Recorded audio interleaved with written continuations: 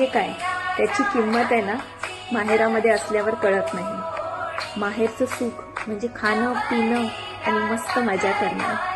माहेरची किंमत कधीच पैशामध्ये तोलता येते. वय इतर सर्व गोष्टी बाजूला सारा आणि पारंपरिक खेळाच्या रंगात रंगून जा.